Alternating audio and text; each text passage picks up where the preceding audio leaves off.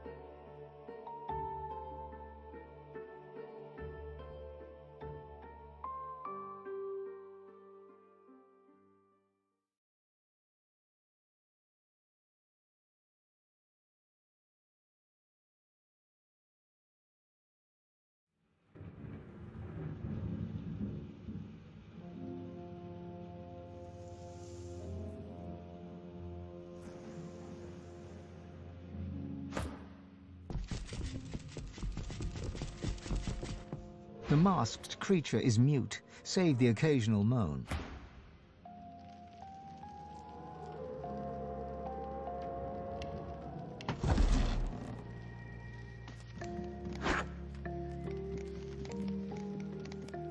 Swear no oath, make no pact, only then are you among the free.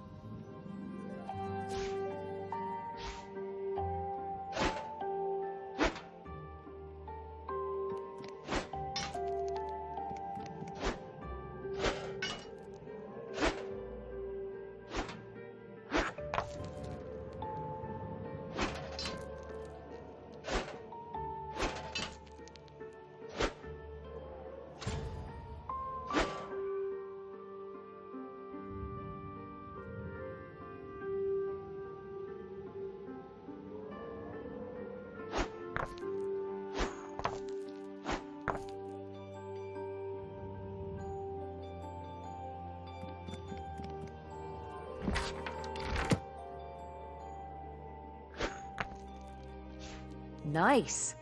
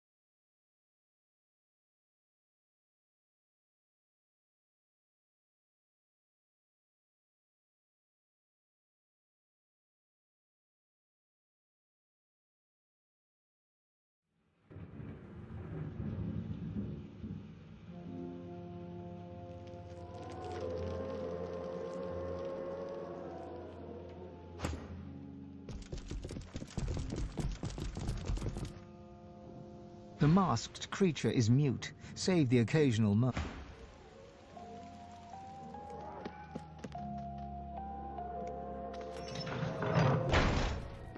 Swear no oath, make no pact, only then are you among the free?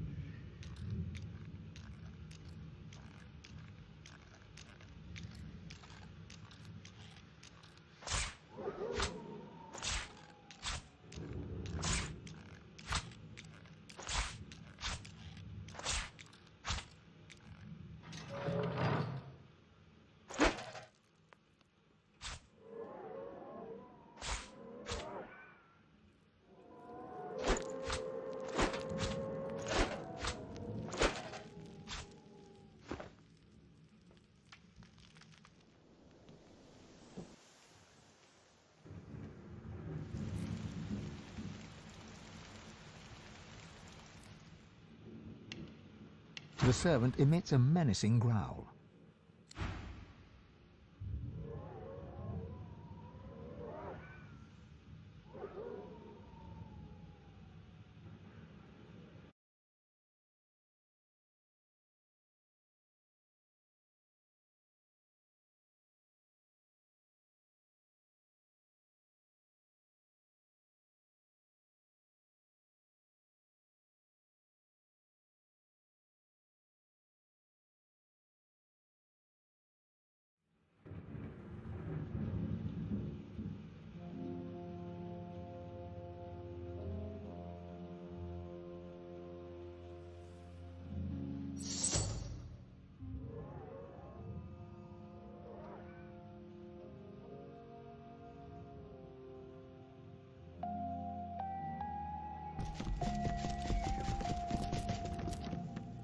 A spirit sits behind the grand piano, her hands moving to and fro along the ivory keys. O'er black and white, my fingers dart, as lost between worlds as I am.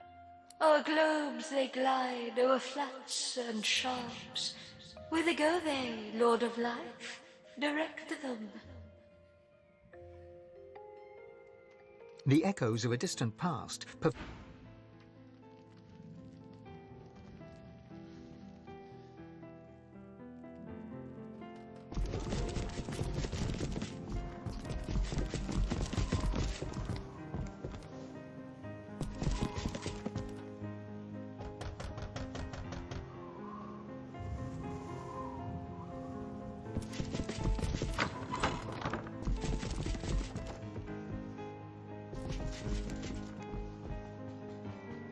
The salamander turns away from you with a hiss and a wheeze.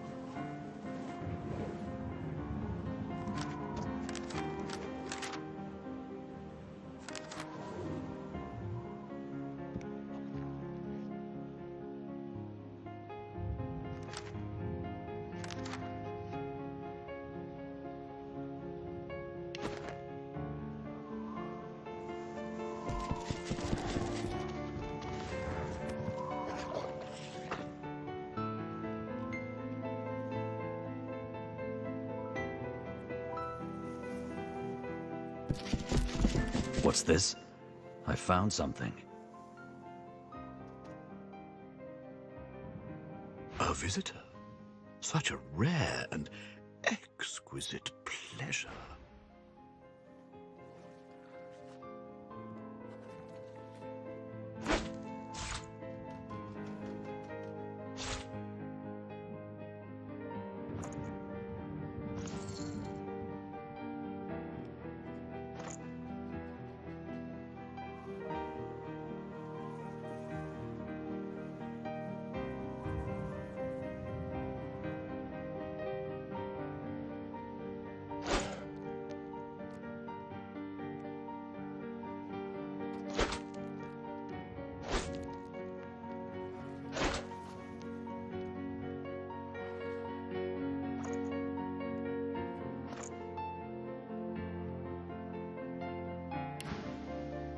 The elf tilts his head backwards, but his squinted eyes don't stray from yours. Call me Riker.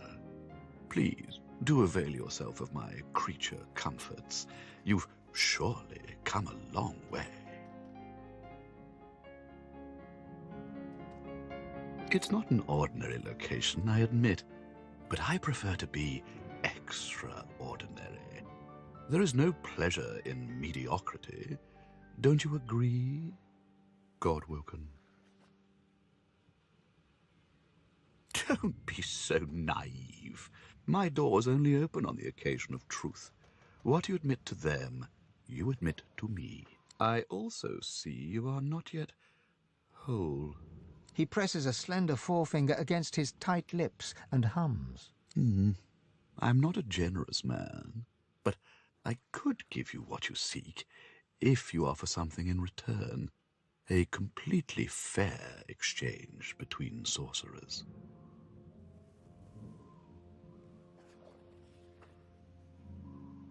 Let's not be so secretive, my good fellow. You're dying to show off those smoldering talents of yours.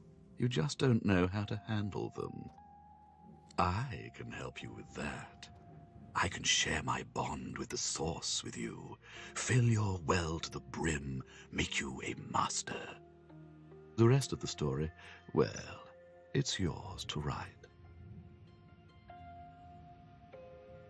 You are cautious, an admirable quality. I too have difficulty with trust. However, my requirements are very simple. You go to the Black Pits, to a cavern there. In it, you'll find a stone tablet of considerable value. He points to the location on your map. Bring it to me. Dizziness. It lasts just a moment, but long enough for you to feel Duna's presence. You hear no words, yet understand. It's imperative you accept Riker's bargain. The episode passes. Riker is peering at you intently. He awaits your reply.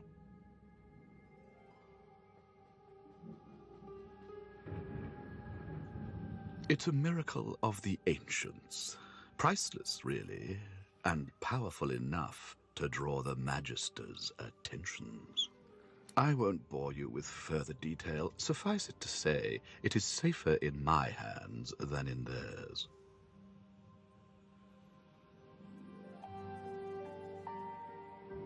Oh, but heading to the Black Pits would mean tangling with more magisters, and they're such a nuisance. I like keeping my hands clean, you see. Riker's lips stretch and his cheeks bulge. I'm a man of taste, as you no doubt see. A relic this significant would make an incredible addition to my collection. Don't deny an old elf his simple pleasures. A promise you'd best fulfill. Riker bows his head deeply. Then you'll have the power you seek, if not the power that trumps it. There will always be one greater, you know. Now please, don't let me keep you. Tarquin. Ah, that must be the fellow I found snooping in unwanted places. There are some types, deceitful types, that don't deserve to be among a place of such treasure. He doesn't appreciate what the dead can do for us, my friend. He turns the back of his hand towards you and waves it back and forth, nudging you away. Do be sure to see yourself out. These tomes demand my attention.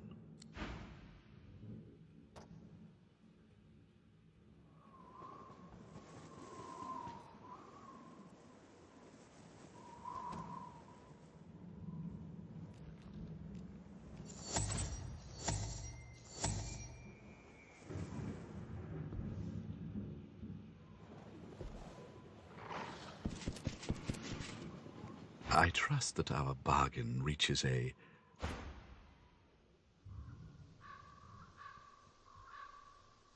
The creature barely notices your presence.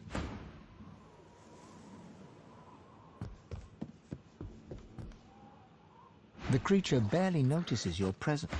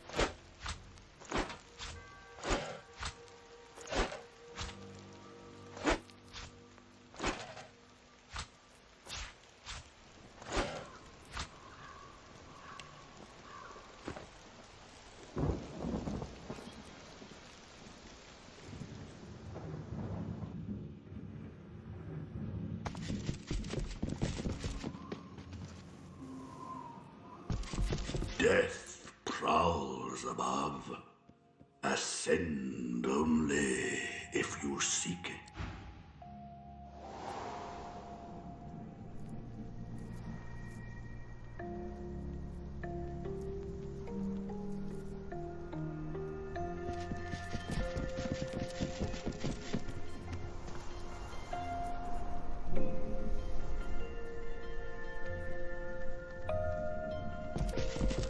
What's this? I found something.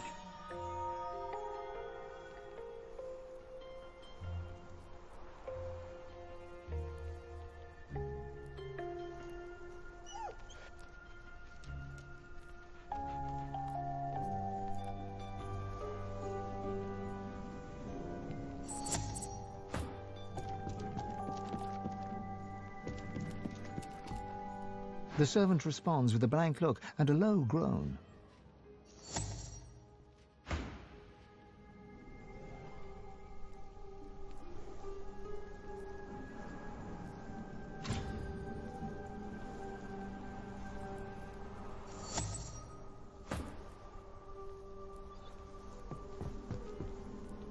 The masked creature is mute, save the occasion.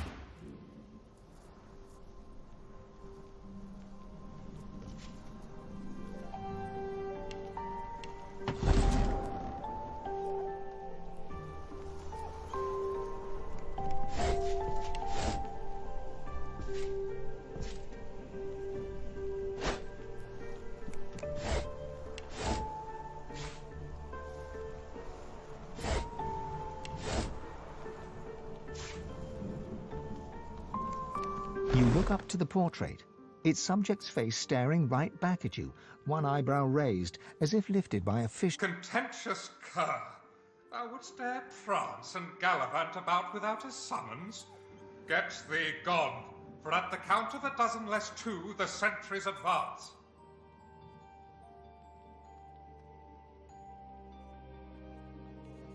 You come up empty. Perhaps there is nothing to find. This is what Rivellon has become? The painted man harumphs.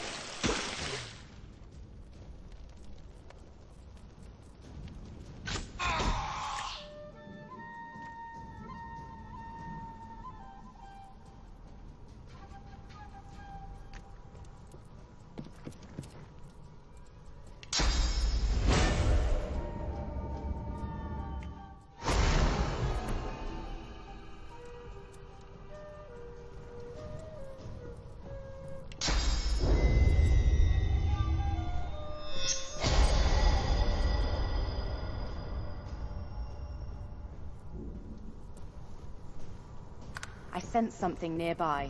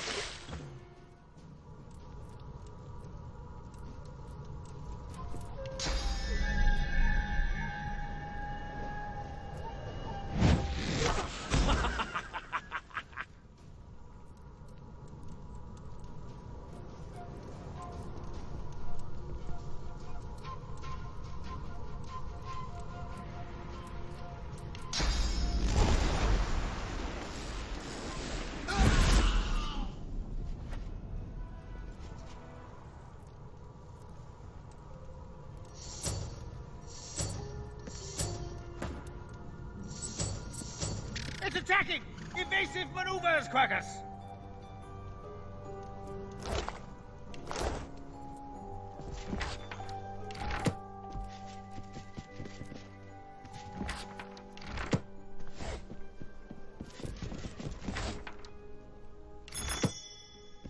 At first glance, the spirit seems much like its host, hollow, detached. Yet, in its eyes, you see something more ominous, something not apparent before. Agony.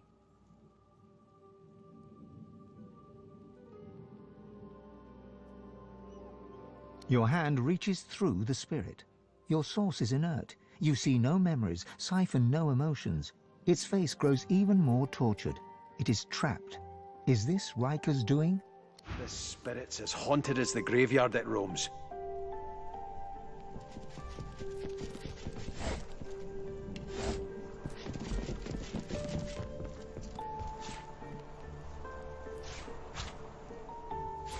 Rubbish!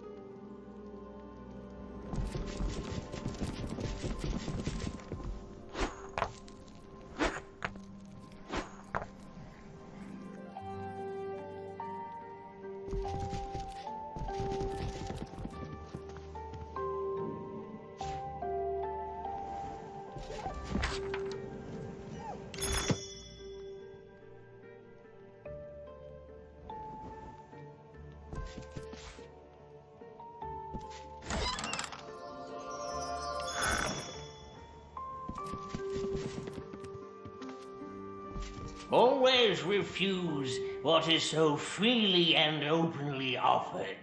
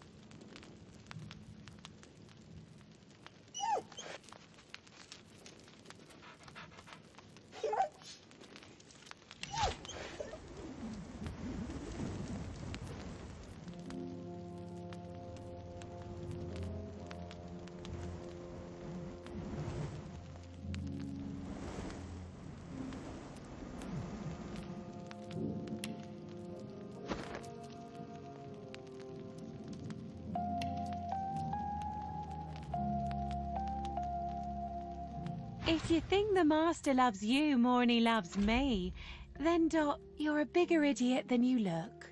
Master's the master. Master knows the dog is better than the cat. Master says good dog. Does Master say good cat? No. No, Master does not. See? The cat gives the dog a long, languid look of carefully disguised contempt. Then she sighs and turns to you. Settle an argument for us. Dog's body here thinks that because the Master is grateful for his, meaning the dog's, mindless devotion, he loves his dog more than he loves his cat. I, on the other hand, know full well that it's the Master's admiration for my general bearing, demeanour and intrinsic greatness what is most indicative of a state of actual love. He near worships me, he does. Master loves his dog. Master thinks his cat is cool, not the same thing. You're a moron. No, I'm not. I'm black-brown. See what I'm dealing with? Come on, settle the argument. Tell him he's wrong.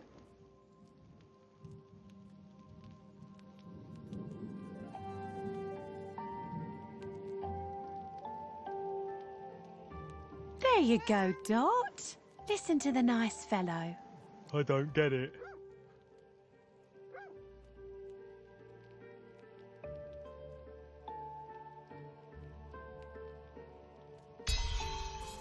I suppose that makes sense. I'm all sad now. I think I might have done something wrong. My last master would have died for me. I know he would. I know because he did die for me. Come on, Dot. We'll go kill rats or something. Take your mind off it. Here you are. As a token of my gratitude, there's a shiny what's-it under the bath upstairs. Might be of interest to you. People seem to like that sort of thing. And I'm done playing with it. Goodbye.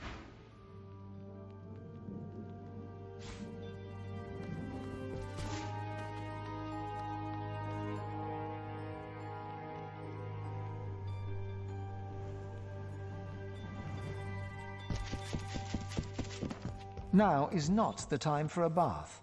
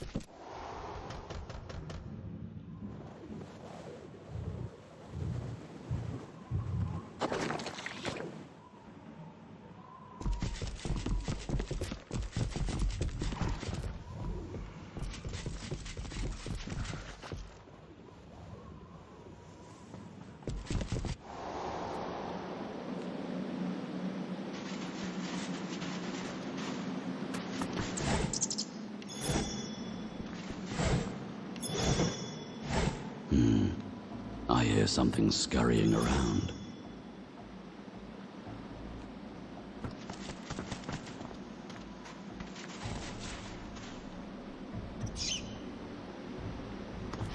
You, apple tater cheese. The rat's tail twists and untwists. His ears cock and uncock. Who?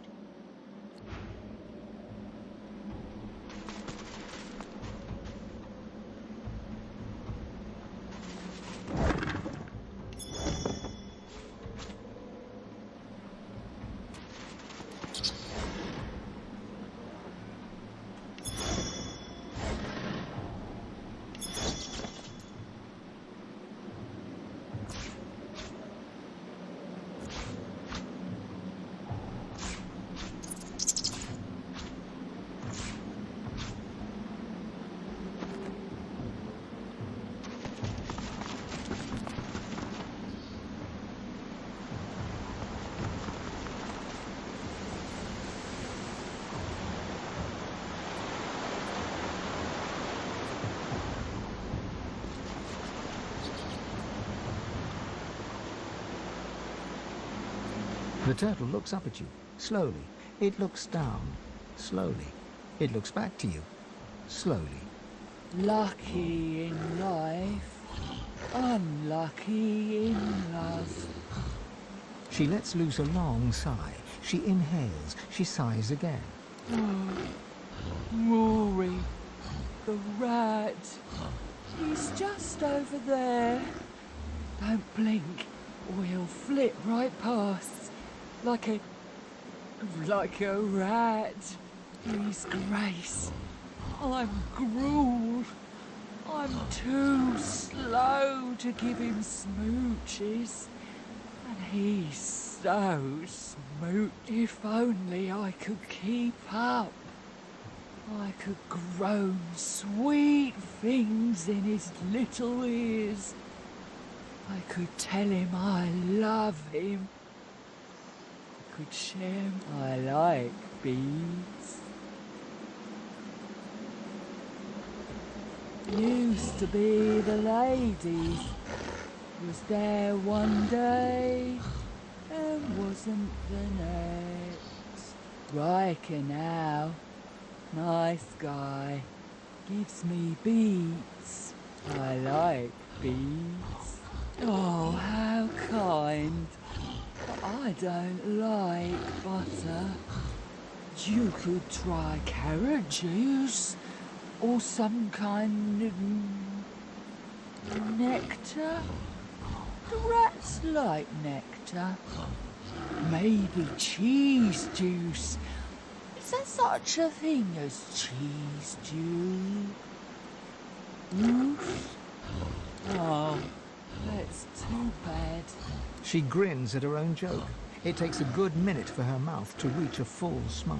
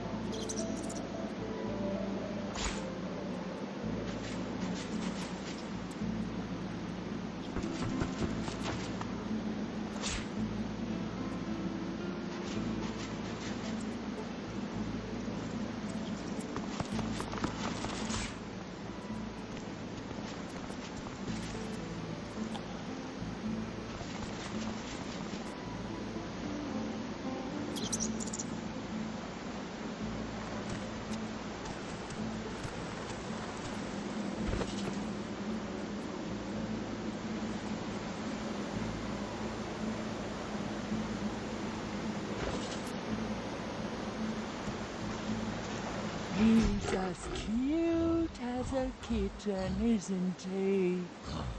May the soil under your feet stay ever soft.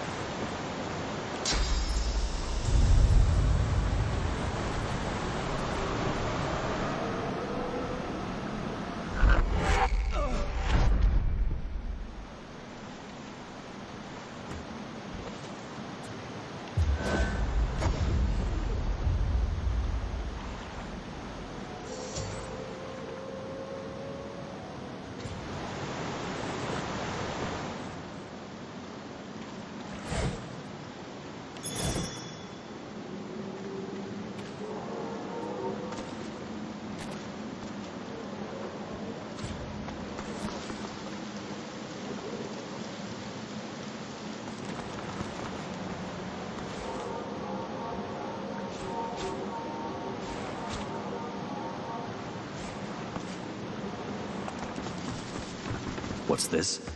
I found something.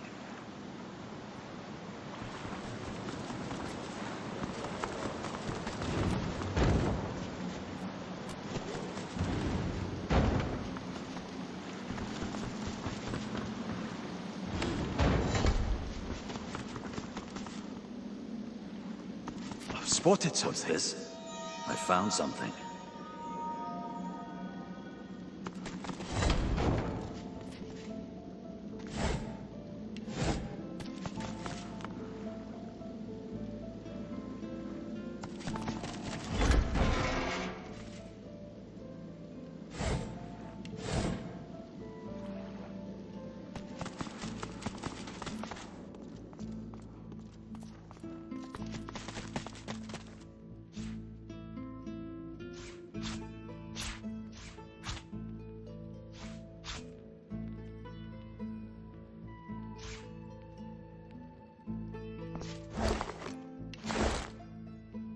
A spillage all over the floor.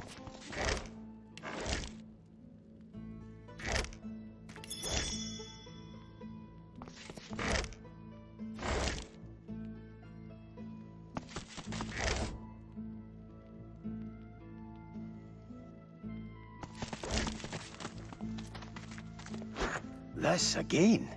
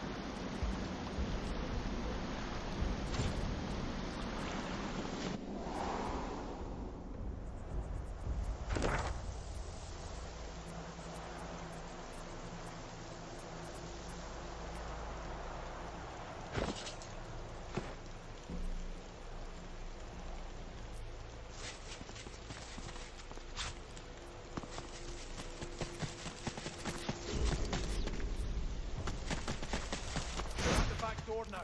To arms!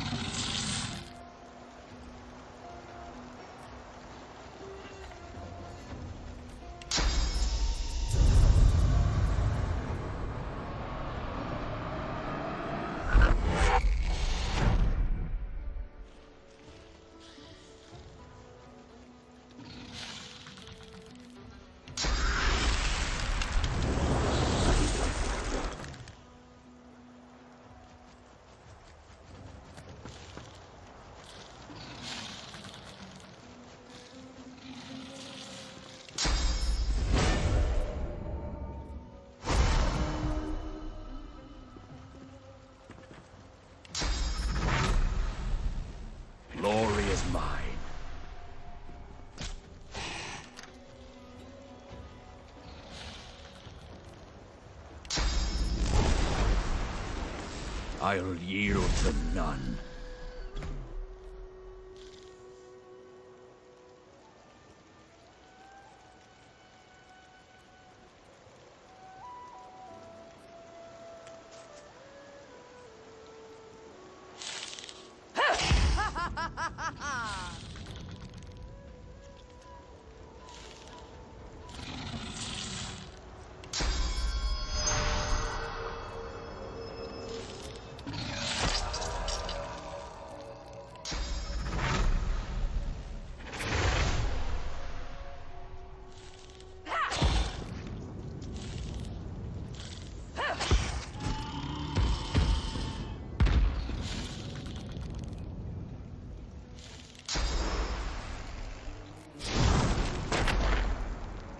Come and get me, you overgrown grasshopper.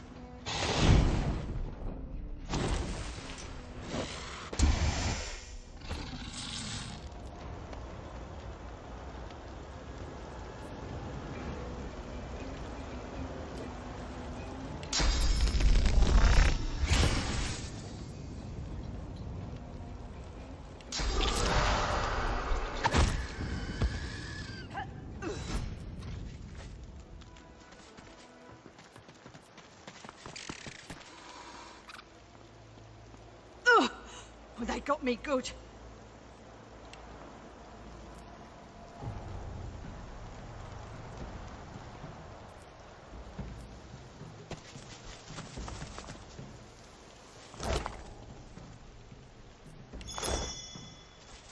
Thing, innit?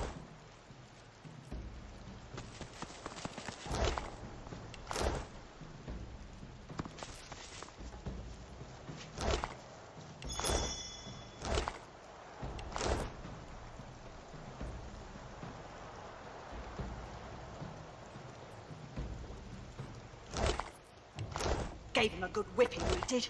Nasty bugs.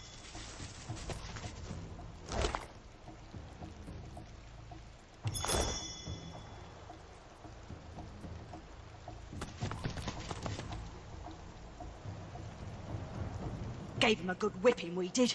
Nasty bugs. Mari flashes a massive horsey smile at you, then winces, her left arm hanging limply at her side. By the seven, that was something. What'd I tell you? Not a scratch on me. None that last, at least. Glad my little guy got to see it.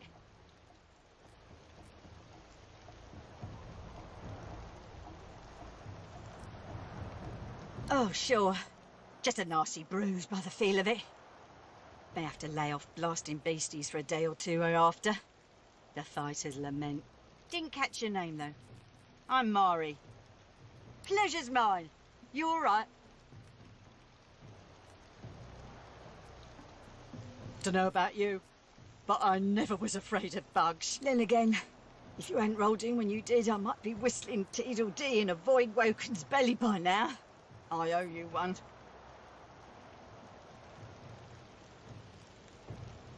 A bug squasher, are you? Impressive. Hate to cut this short, but I ought to dash off. My boy's waiting for me. Mind lowering the bridge, though? I find myself slightly indisposed for the moment.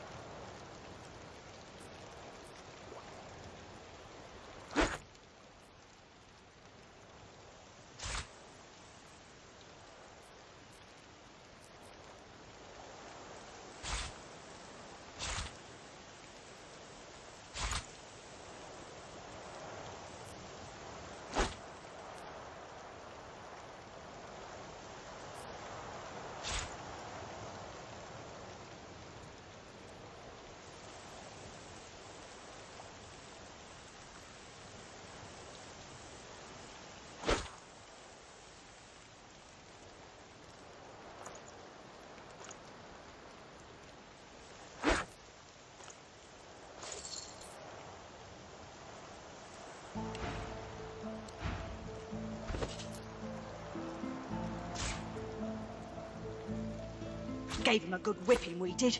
Nasty bugs.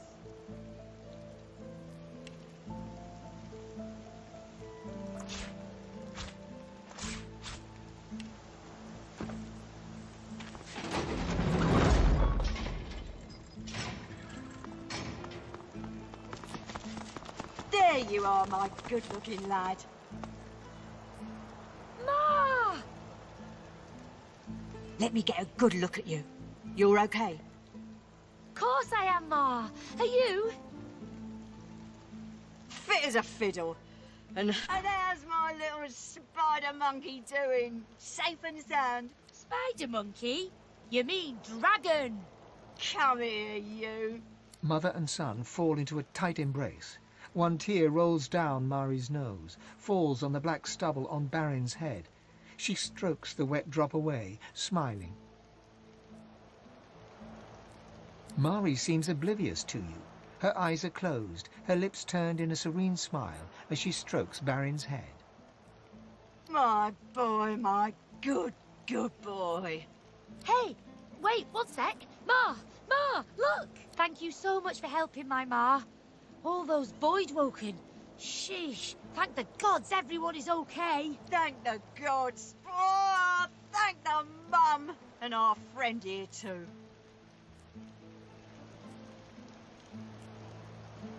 I know a good arm when I see one.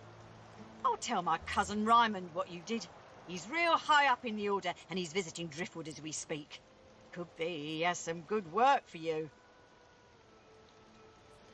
Reckon there's space for us in the Magister's barracks. Ryman ought not to turn down his... Some dwarves, locals, attacked a Magister caravan. Must have been sorcerers inside. Voidwoken must have sensed them. Came in formation like a proper battalion. Never seen anything like it.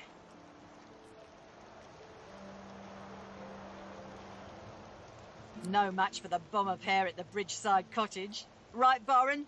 As rain. We're off into town. Best of luck to you, mate. And come say hi if you make your way inside.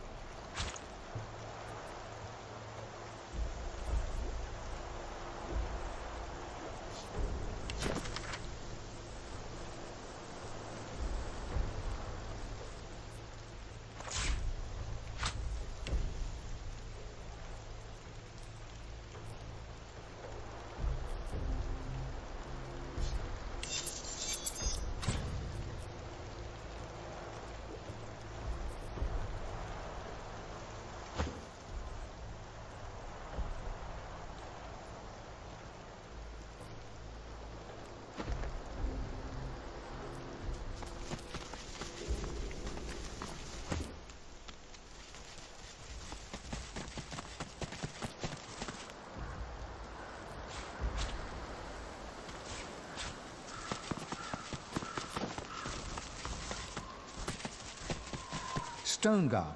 Be welcome.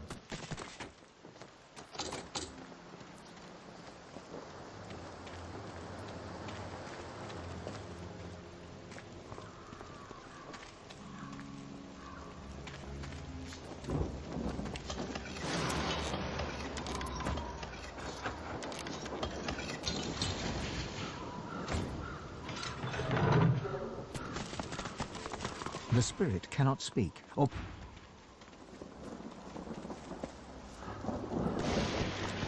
You recognize the dog from the town square in Driftwood. The wounds from his spiked collar are healing well. Oh, hi! How are you? I'm good. Hey, do you smell that? It smells like the fish place, doesn't it? Like fish, only, worse. Okay, bye!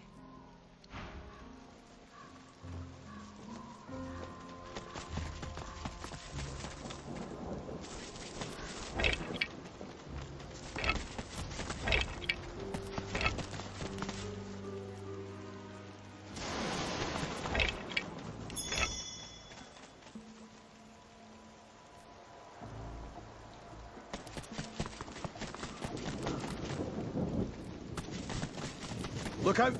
I see a trap nearby.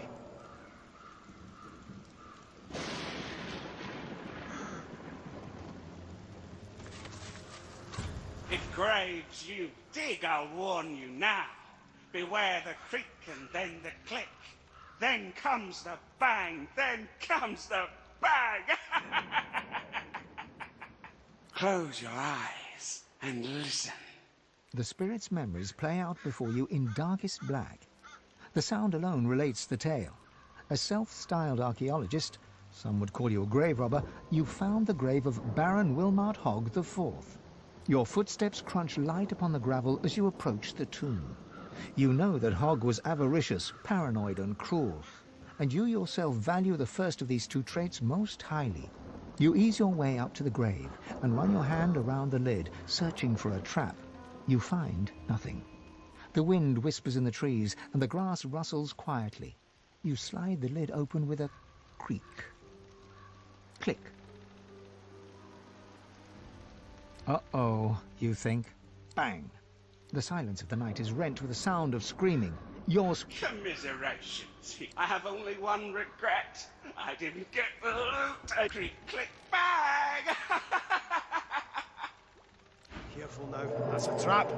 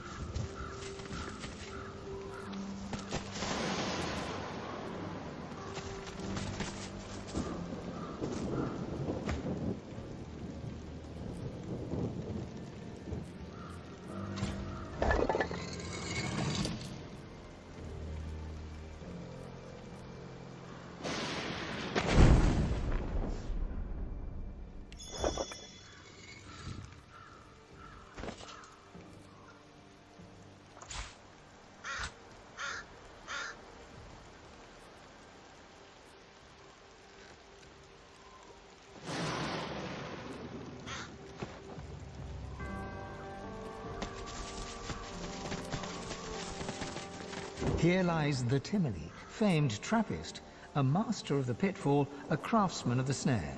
Died peacefully in his sleep, a wire noose around his neck. I found something.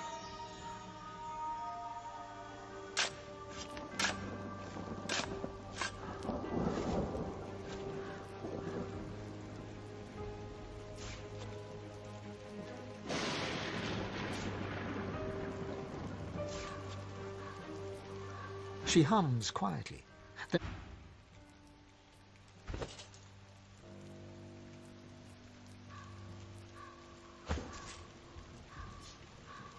You were kind and honest and devoted to your dog, but you came a-knocking here in search of work, and the dog took a fancy to the man of the house. Your own dog turned on you and tore you down.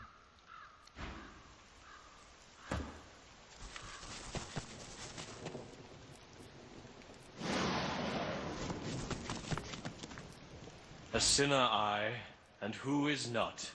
The sinner lies that they sin not. A sinner lies. And yet the boneyard's full of sinners who got their prayers, while I did not.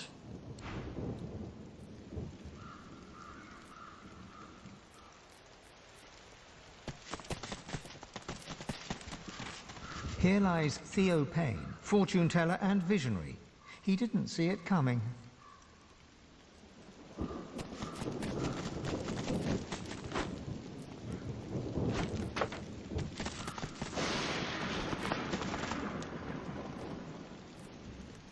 The spirit gives you a tortured glance. Come on, mistress. Hear me. Heed me. You've always had a glint in your eye for old Zimski. Don't abandon me now. Zimski mutters to himself as he traces sigils in the dirt. He spies you, and a shrewd look brightens his eyes. He stretches out a hand, showing you a solitary coin on his palm. Heads or tails?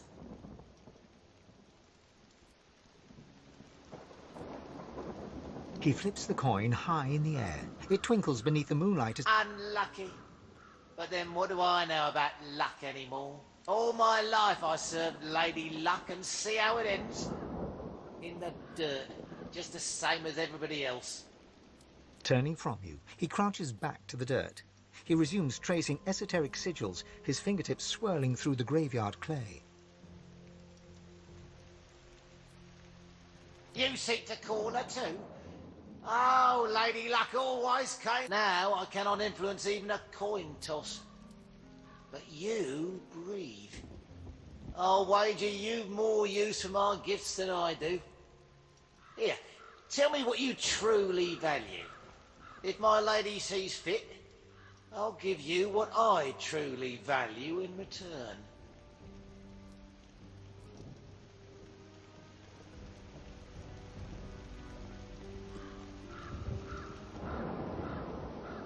Good enough?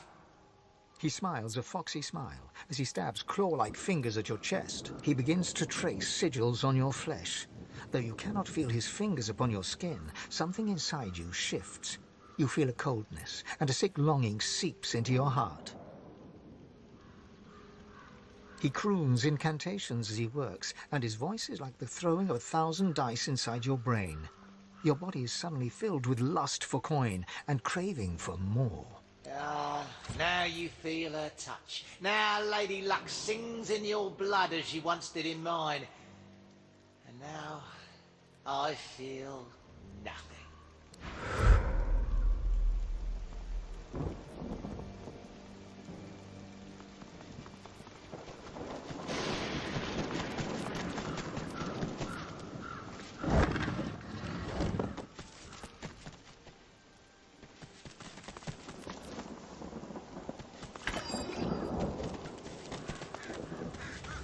Here lies Galen Heavendale, a lost soul, executed in his prime, aged 19.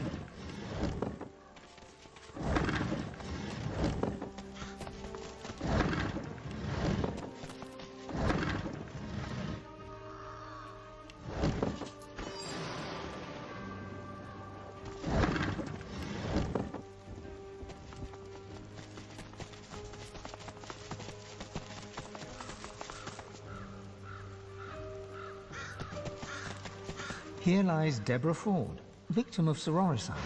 No gentler soul has graced this plane, except for perhaps her sister Ella. Here lies Victor Flynn, a life story cut short here.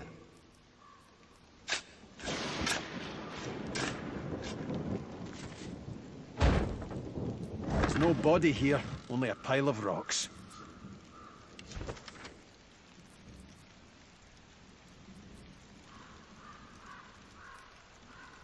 Faked his own death, did he? That's one way to avoid debtor's prison.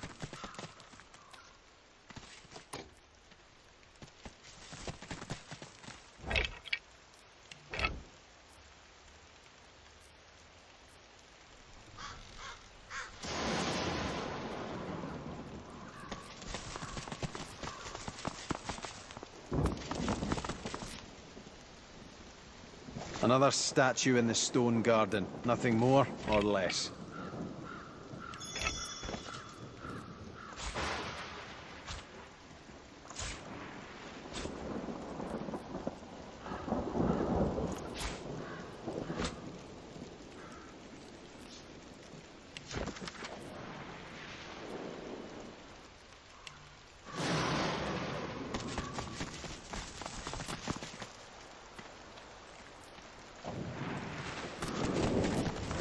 Covered in fire.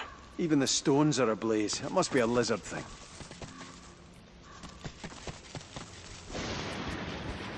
The spirit sings a long-forgotten tune in a long-forgotten language.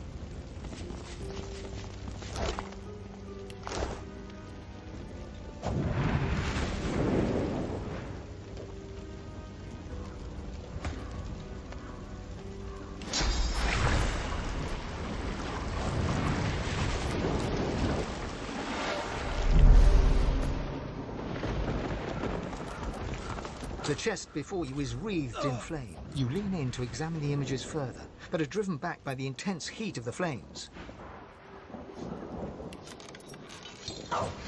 The chest before you is... You lean in to examine...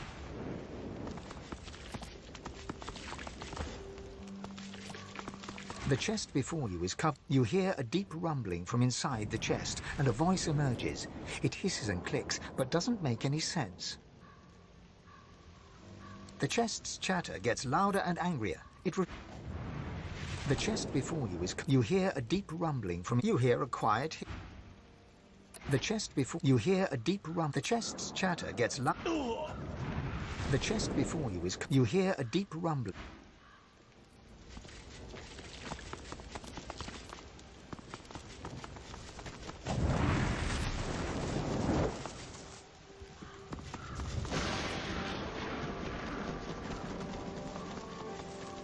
It's hard not to feel some pride in reptilian engineering.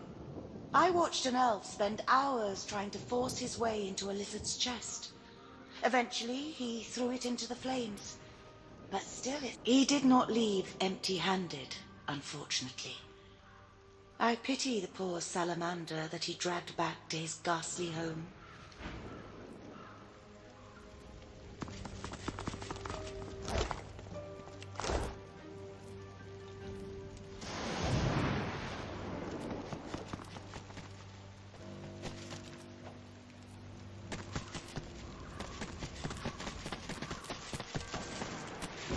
An ancestor tree. Pure grace in an undeserving world. The spirit ignores your presence. The tree may have much to say.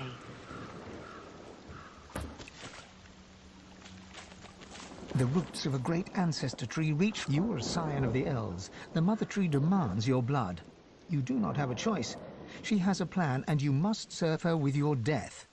You heed your mother's wishes and take root. But then you hear a voice, a friendly whisper from beyond. The voice knows you. He understands you. He loves you. He offers you your freedom and asks but one small service in return. Grateful, you accept. In an instant, you are an elf once more, walking in the world. But your new friend begins to make demands. Small services, then larger and more often. They cause you pain. At last, he bids you guard your tree. He expects you shall have guests. You shall kill the Godwoken when they come. Then you shall be free.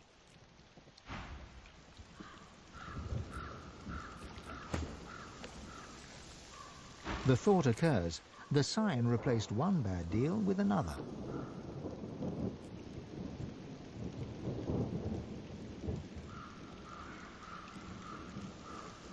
That story hits a little too close to home. Poor luckless fool. Desperation leads to stupidity. Among the stupid, anyway. Elven games. No one cares.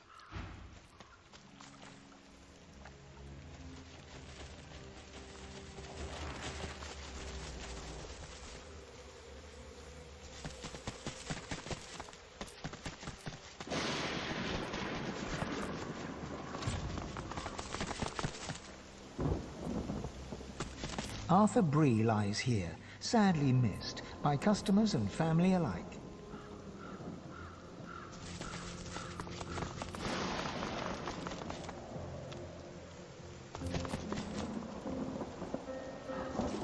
What's this?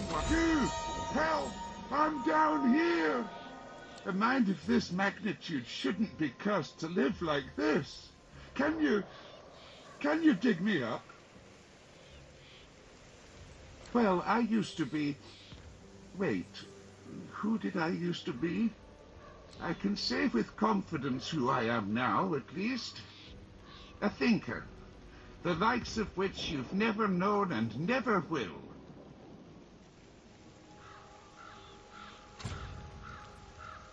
Don't worry.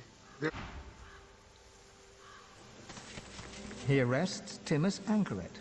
Ever may he look out upon the woods he loved Please so dearly. hurry. It's stifling in here.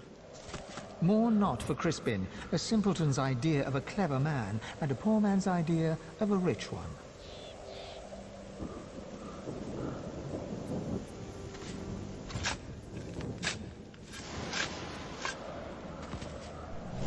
skeleton tries to brush the dirt from his clattering bones, then frowns. The moistest bits are still stuck in his cracks and crevices. Thanks. You're probably looking for a reward, but I haven't got much. Except, you know, the wisdom of the ages. He pokes a finger against his ossified head. I'm a bit of a philosopher, you see. Not much else to be, what with all that thinking time.